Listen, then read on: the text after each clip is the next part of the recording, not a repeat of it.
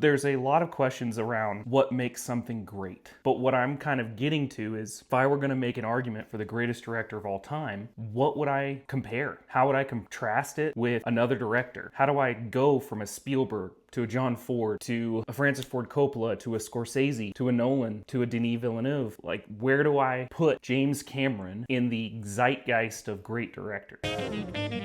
Hey guys, so what makes a great director? What do we ascribe to the elements of a film to be able to decide that that guy is to blame, or girl? Do we describe a vision as the only thing, or is it how that person is able to combine elements that make him the great or her the great director? Is it concept of, oh, the costuming and the production design match? Or is it as simple as the cinematography, what choices were made for the lighting, right? Because each of these things can be ascribed to a person below the director. It's almost as if we don't recognize each person's skill as it goes up. Yet the Oscars are split by category. I think that there's enough evidence to the fact that a director is the singular vision. It is the combination and culmination of the sum of its parts that create the end goal, the end piece, the end artistic endeavor. And the abstraction of the sum of the parts has to be ascribed somewhere. And then if you go a step beyond that and you start talking about producers, the producers are what are actually made that possible. So could they have done it without any of the things below that? No, because that's the whole point. It's a collaborative effort. And movies are so difficult to make that it's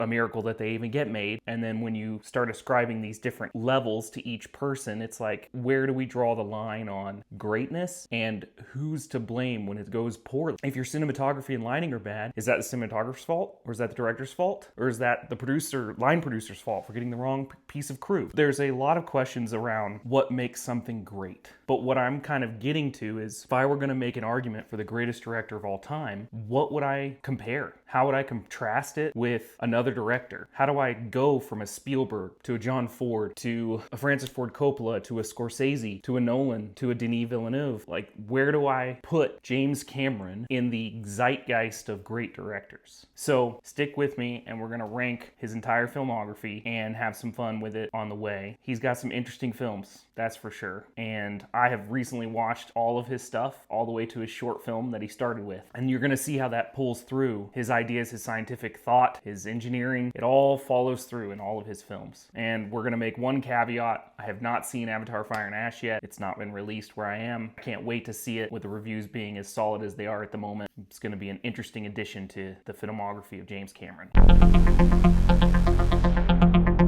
Some overall thoughts about James Cameron's style. It's interesting to bring up the question if he's the greatest of all time, because I think a lot of people would not say he's the greatest of all time. There's a consistency to his work that deals with some very specific filmmaking techniques, I think put him in a specific level of his own. And a lot of that has to do with his action filmmaking and the way that he pulls you through scene to scene, right? There's this old element of composition where you have an arrow going from one thing to the next, right? Musical chapters in literature, scenes in a movie. And the idea here is that every beginning of a scene is directly correlated to the one right before it and pushes itself to the end of its scene, which is a direct correlation to the next. That there's not a disparate feeling between the jump cuts and or fades or whatever you have as transition. And that concept is absolutely on fire in the first act of every James Cameron film. You will sit down for a film from James Cameron and you will be in it just straight away. There's nothing holding you back. It will pull you in and run. And that's true across all of his films, even his first couple of outings, which are hit or miss. But no matter what, you could be 20, 25, 30 minutes in to one of these films. Specifically, like the Avatar films are so long, right? You can be 30 minutes in, not even recognize that you're really engaged and going with the story. Now, whether or not that becomes true all the way through the rest of the films, and if the plot kind of meanders and there's like maybe some too long of films in his filmography, like, yeah, maybe that's the case, but you still have to acknowledge that the beginning, the entry, the first inciting incident through to the midpoint-ish is always engaging and thought-provoking and fun and cool. Like, there's really neat things that James Cameron does in his filmography. So when I was talking about specific,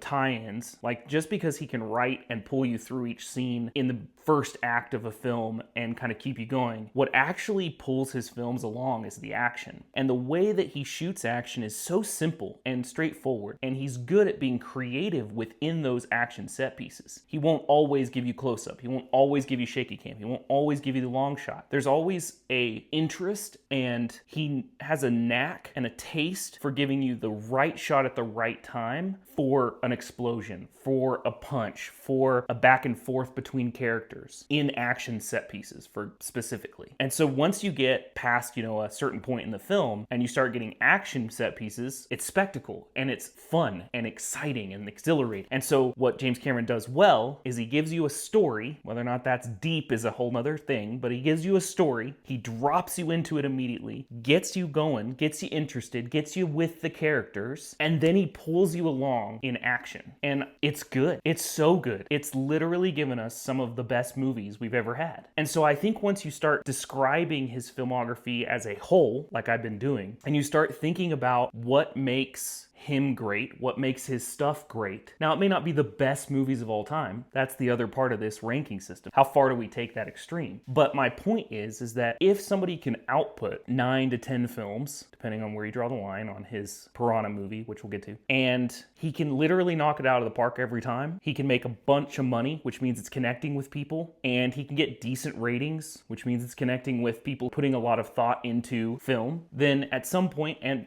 not to mention all the technical things he's been a part of and helped with in computer graphics and cinematography and motion capture and all of this stuff, underwater photography, all of it. I think that you have to acknowledge that there's something great in that. Now, whether or not that's the greatest of all time is the other question, right? So do I think he's the GOAT? No, definitely not. I think we could make the argument that he should be in the top 10 because at some point you have to acknowledge all the factors. Yeah, maybe the plot is weak in every film, which on a couple I don't think is the case. Maybe the action set pieces don't pull you through, or the intro to the films don't pull you through like it pulls me through. And since it's so subjective, I could understand that. But I wouldn't put any of his films at the same level as some of our greatest of all time. Right? I'm not comfortable putting all of his films. Some of them I would compare to others, i.e. his sequels. Aliens and Terminator 2 could maybe be considered some of the best sequels of all time. So he has some great ideas, right? He came up with Terminator in his conception of work and everything, but it wasn't the case on Alien, right? Aliens was a whole kind of sidestep from the original, and yet it still accomplishes being part of that franchise in such a meaningful and correlated way, which I'll talk more about here in a minute. So I don't think he's the greatest of all time, but I think he could be in the conversation. And I think every one of his movies I think almost every one of his movies is a banger and worth your time and worth your watch, and basically is blockbuster. So if we want to put what's the best blockbuster director of all time, Steven Spielberg, George Lucas, James Cameron. Maybe not in that order. I don't know. What do you guys think about that? Just let me know in the comments. If you had to pick the best blockbuster director of all time, which of those three? Do you have another one? Let me know. So let's get into the ranking system because I want to talk about these films. And if you want to hear James Cameron talk about these films, I'll link down to a Vanity Fair interview he did. It's like 55 minutes long. And he just goes through every one of these. And it's absolutely incredible. If you're really interested in him and what he's done and how his life has gone, it's just got a bunch of golden nuggets in it. And I'll probably touch on a few of them in this video just because I can't help it. But kind of hearing how he thinks about what his films were, why they got made the way they did, was super intriguing for me. Without further ado, the ranking system. At the very bottom, because he doesn't even acknowledge that it's his own movie, even though he's listed as the director in the credits in the film. Piranha 2, The Spawning? Piranha 2 Killer, I don't know what title they were going for, but I think it's The Spawning. But Piranha 2 is an oof for me. It is pretty rough. It's one of your 80s B movies. I mean, it's fun, I guess. There's some gratuitous nudity that just feels a little bit over the top, but the good things that are in this film are the underwater photography, the scuba diving, and the kind of progression of the mystery, if you will, from the scuba instructor. Now, does it make sense that she can do all this stuff and the intrigue with the guy she sleeps with? Like, whatever. It is what it is. But the actual special effects are wanting because the flying piranhas are absolutely ridiculous and silly. Now, if you're going for something like that, if you've got a sunny afternoon to kill and you're just interested in that, yeah, it's going to be a decent time because you're going to know what you're going in for. But as a movie as a whole, it is just rough. It's all over the place. The acting's a little stunted, and there's just not a lot here that lends itself to being interesting and fun. Now, there's some things, and it gets gross in some parts, and like the piranhas eating people, right? It's like kind of almost horror movie-esque in that way, which, I mean, it's basically an old B horror movie, so that makes sense. But it has those action elements of James Cameron. Now, Now, he got fired midway through the shoot, so he doesn't claim it as his own. He, in that Vanity Fair thing, he even says, like, oh, I'm not even going to talk about that film. And it's not even on the table with all his films. So he, like, disowns it, which is pretty crazy to me. I think he probably learned a lot from that experience, and it gave him a perspective and an interesting thing to look back on as he was making more and more film. And it shows that he was actually good at what he did already. So, bottom of the list, number 10, Piranha 2. So number 9 is actually his short film. So Xenogenesis is guy entering into this place where he runs into a robot and then this girl tries to save him and her robot, which it's decent sci-fi. It's really old. I'll link down to that in the description as well. But the cool thing about it is that you get how he thinks about his action, where he chooses his shots, how he gets his distance, where his taste was in regards to how he shoots action. It's an interesting thing because it shows all of the things that are going to come true in all of his further movies, and the way that he plays you through science fiction and the elements that make that exciting. The acting's pretty horrible, the sound design's horrible, but again, it was a really old film. What's really neat is the robot and how it moves, which I'm sure they built themselves, and the perspective, the forced perspective for how big it is with the people and like how they cut that together is neat. And what's also interesting is you can directly correlate the design of that robot to the one that they have at the beginning of Terminator that is shooting the lasers down in the future where humans are on the run. It's even got the same like triangle track on it as it's moving along the ground and destroying skeletons and stuff. So it's you can see that correlation. It almost seems like he was giving himself an homage to his short film, and why not? It's a cool design, and it makes sense for destroying humans. So why not? So Xenogenesis, go check it out if you haven't seen it. It definitely gives you a taste of what James Cameron will become. Number 8 is True Lies, and it sits in the pocket for me. It's a really funny, straightforward action film. Arnold Schwarzenegger and Jamie Lee Curtis just knock it out of the park, and they are what keep it interesting. It meanders, but like I said before, it still pulls you in, and then all the action set pieces are just amazing. I can remember as a kid seeing the Harrier jet coming down to a floor and shooting through a building. So cool. I just remember loving that as a kid, and I did not see all of the film as a kid because of the Jamie Lee Curtis scenes, but I did get to see the action set pieces at the end. And now, having been able to watch the whole film, I can see why people would ascribe it to be one of our great action films, especially of that kind of era, kind of pulling from the 80s action film and kind of riding on Arnold Schwarzenegger's fame, but also giving us some like 80s one-liners and all that, but then giving it a little bit more life, and the 90s like happy score behind it, and these elements that are almost nostalgic now because, they're 30 years old? Yeah, like over 30 years old. So I definitely enjoyed the film, but I just don't think it's amazing. And it just got all over the place for me, and I think some scenes just went on too long, which will be another thing that is carried through most of James Cameron's films. I think they're all just slightly too long, and maybe that's because the characters aren't as deep in all of his films as they are in some, and so you don't feel as much in those down moments where it's like there's less action happening. But like even just like a dance scene with Jamie Lee Curtis in this film just feels like it goes on just slightly too long, and maybe that was done for humorous effect, and okay, fine, but I just got lost in a few of those scenes because the Bill Paxton stuff is hilarious, but they just go on for so long. It's like, hey, we could move along, we could get this through. Like the whole middle of this movie just seems to meander its way until we get to the final half hour of action set piece, which that brings me to somebody I haven't even mentioned, which I think is awesome and I've never given enough credit, but Michael Biehn is probably one of our greatest action guys that's never been like top name action guys. Just wanted to throw that in there. He's so good, and he gets pulled through all of James Cameron's movies through the 90s, right? So, number 7, Avatar 2, The Way of Water. This film is gorgeous and absolutely action-packed and way freaking too long. It sits in the pocket for me, and I enjoy it.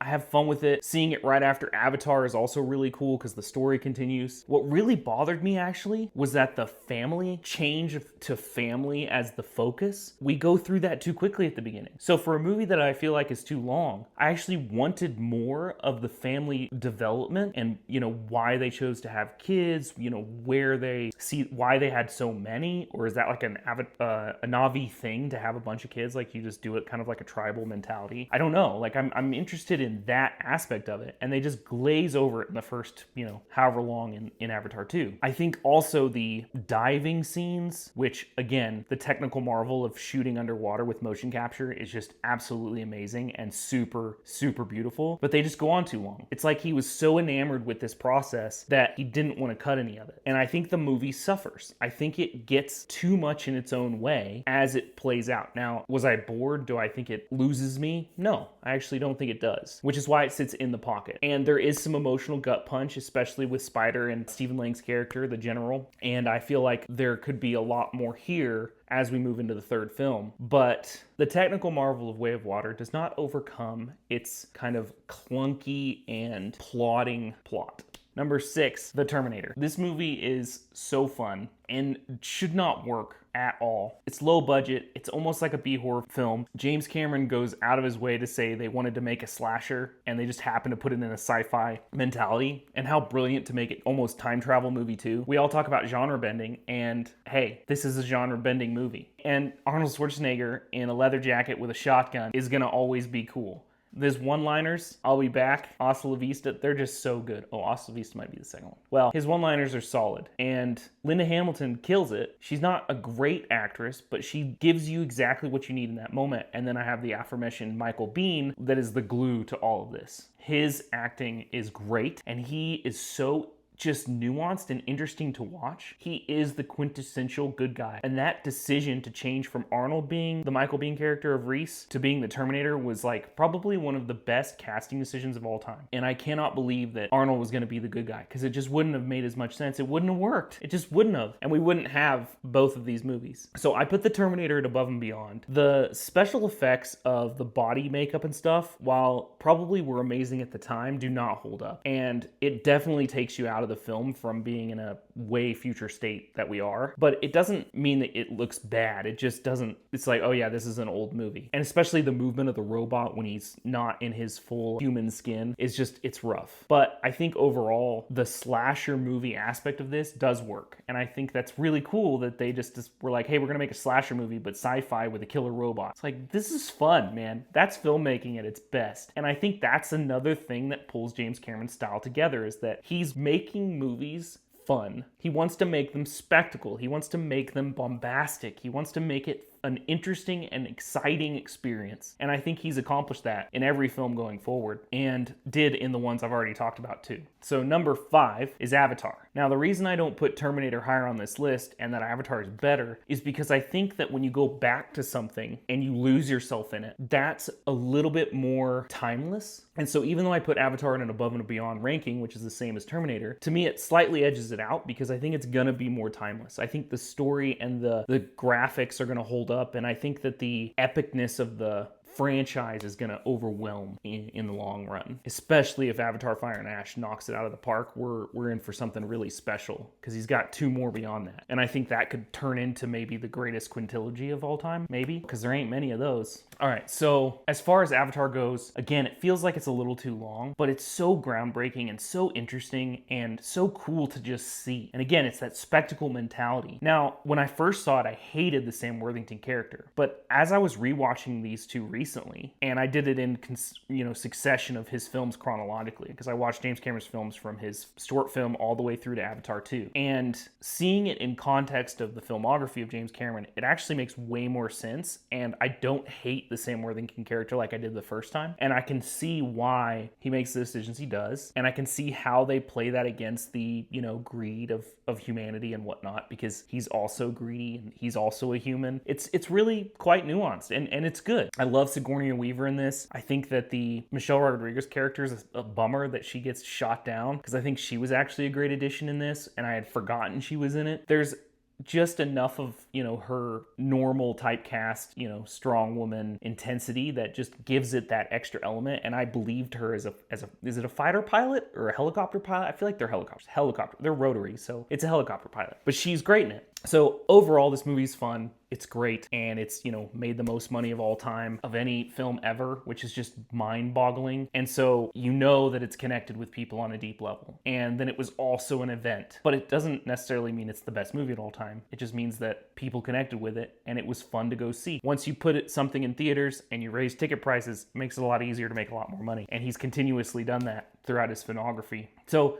Avatar is a great movie, above and beyond in my book, and the only reason it doesn't reach excellence for me is because the plot, the dances with wolves, the Fern Gully in space, that plot line is just a little bit simple and not very new, right? Terminator's more creative than that was, but the execution is what matters as well. So number 4, moving into my excellent rankings, comes The Abyss. Now, one of the things I haven't really discussed a ton, now I've mentioned it in a couple of films already, Piranha and Way of Water, is how James Cameron shoots underwater all the time. It's amazing to me that he didn't find ways to do it in the Terminator franchise, but it's still pretty freaking cool. And he got better and better at it as he goes. Now, Abyss is just peak underwater filmography, and it's just so crazy to me that there was like claustrophobia problems because they were actually shooting stuff underwater in customized face masks that they could actually breathe and talk in. Absolutely incredible and fun to see in camera. And then if you couple that with the wonderful special effects of the water moving through the undersea base and the alien designs, it's absolutely incredible. And then it all boils down to this relationship between a husband and wife. It's so well done, and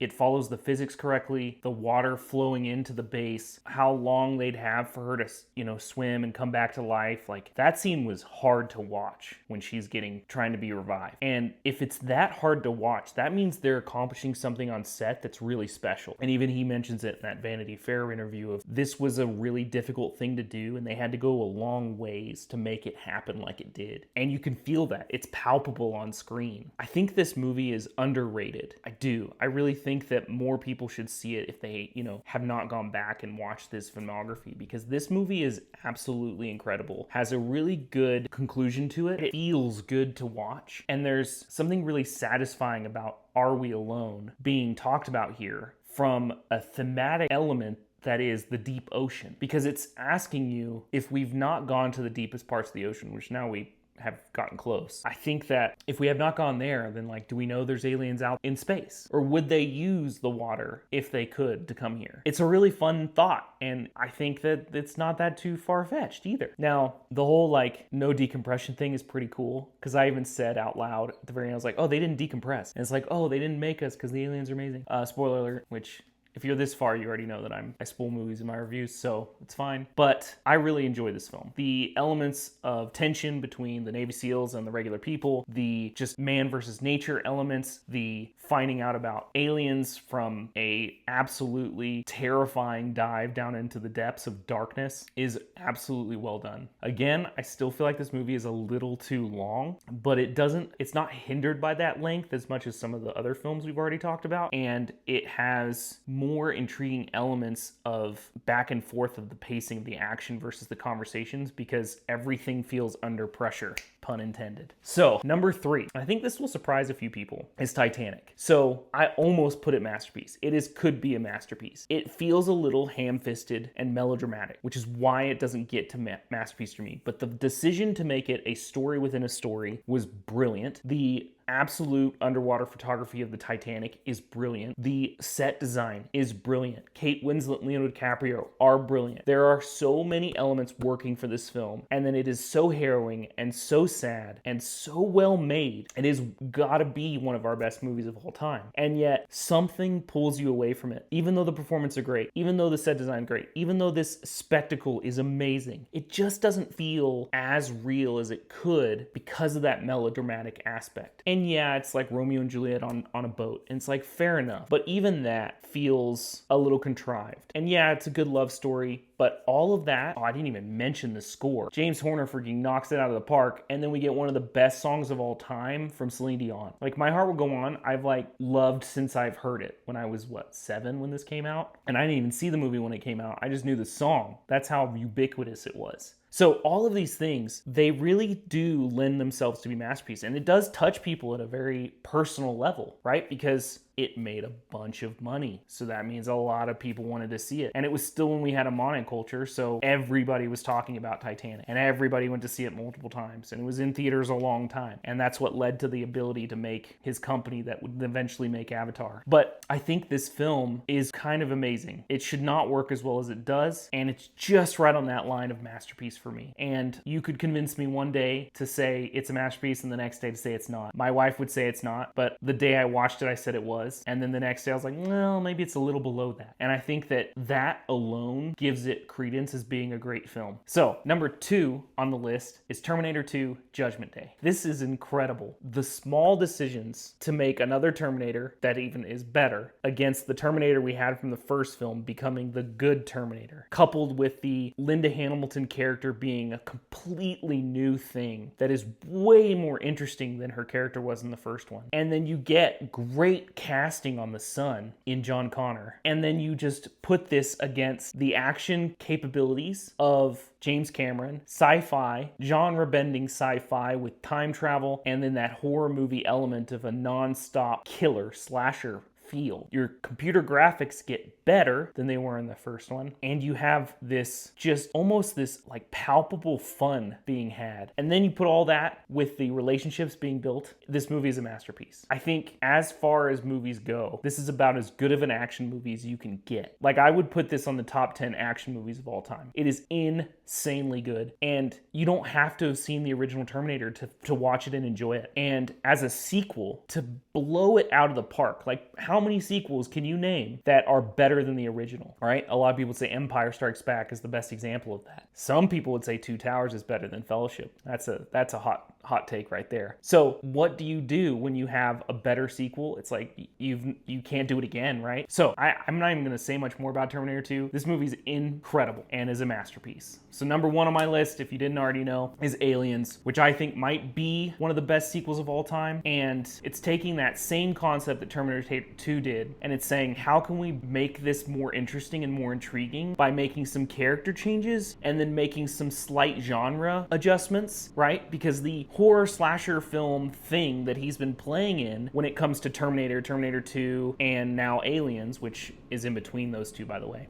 chronologically. But it's what he was capable of. It's interesting to me that he hasn't pulled that through, because if Avatar Fire and Ash starts to play with some of those slasher horror elements, man, we might be in for a treat. I wish he would imbue more genre-bending things into his Avatar films. And we have 3 more, so I'm sure we'll get that. Now this one has to make money, but if it gets good reviews, which it sounds like it is, it's gonna get a lot of money. So as far as Aliens goes, though, changing Sigourney Weaver into this, just really strong, I know what's going down, I know how to help, I know we can't do this, we have to get out of here thing is so interesting to watch. And this is one of those movies that totally turns the original film on its head, but doesn't take away from any of it in any way possible. And so you're just immediately into the action, immediately going, oh my gosh, I know what that alien is, it's going to kill us. You know what the acid is, you know what the face hugger is, and yet all of that tension is still there, all of that horror, the fact that they pull in this little girl that survived, it's just interesting and fun to watch, and there isn't anything else that you need. By the time you get there and she says her one-liner that she's earned from the first movie into the second movie, and she gets to that final moment, it's like, no, I have skills, I'm gonna fight you. That's so good. It's so well done. And I just think this is his best film. I think this is James Cameron firing on all cylinders. I hope he pulls more of these horror elements into what we see in the next few Avatar movies. And I think James Cameron could be put in the conversation of best directors of all time. Now, he may not be the best, but I think you could put him there. And I